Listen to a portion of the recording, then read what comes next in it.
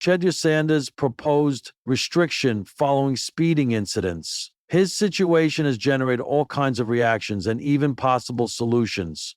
Shedeur Sanders has been in the news lately, but not for sporting reasons. The former Colorado Buffaloes quarterback stole the headlines for speeding twice last month.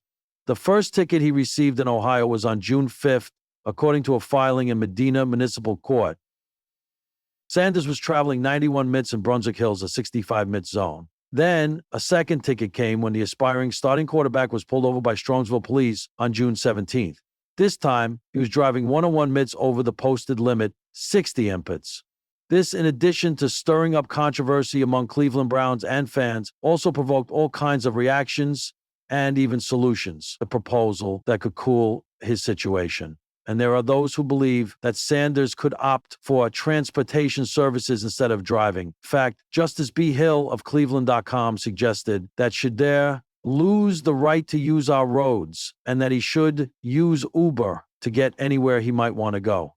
Despite this, Hill stated that this request is unrelated to his support for Sanders as a player.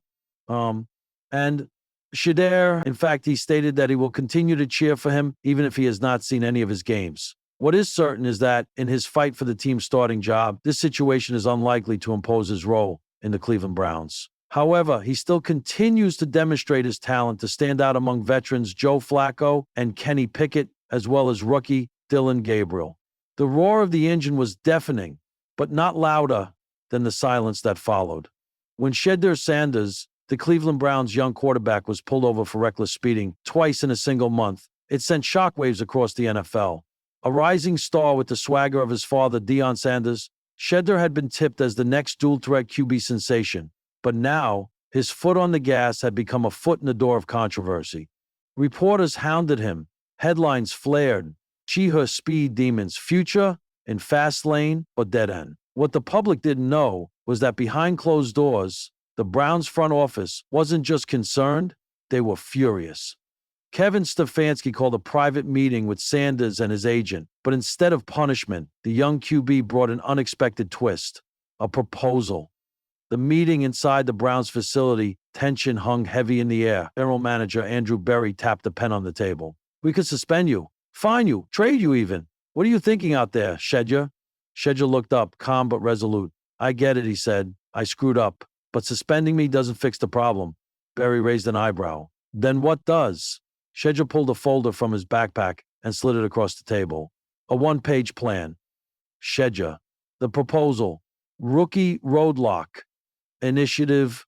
Mandatory rookie driving education. Every incoming NFL rookie would attend a one-week advanced driving safety course, including simulations of high-speed crashes and guest lectures from survivors of speeding accidents. 2. NFL Speed Monitor Partnership. Voluntary installation of GPS speed trackers in rookies' personal vehicles during their first year, offering incentives like gear discounts, endorsements, and charitable donations for safe driving habits. 3.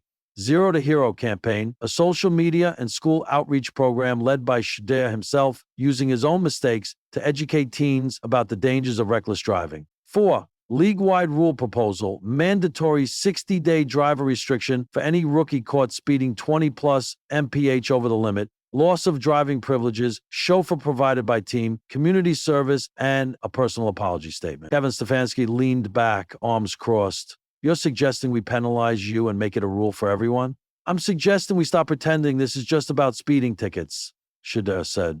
"It's about how fast we think life should go. And sometimes you don't realize how quick it can end until it almost does." The flashback Shedeur didn't need to fake sincerity.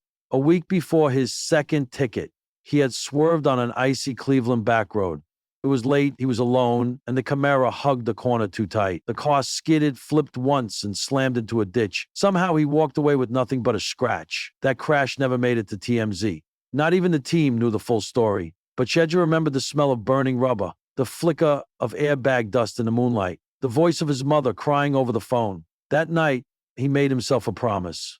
If I survive this, I better make it mean something. By week 4 of preseason, the NFL Players Association had reviewed Shedeur's proposal. While some owners balked at the freedom to drive clause, the sentiment was clear. The league had a speeding epidemic, especially among rookies. Within a month, the rookie roadblock pilot program was launched in Cleveland. Shedeur was its first volunteer.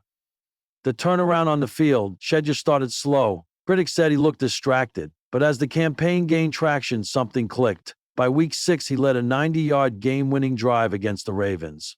Post-game, reporters asked about his focus. I stopped racing off the field, Shedeur smiled. It made it easier to stay calm on it.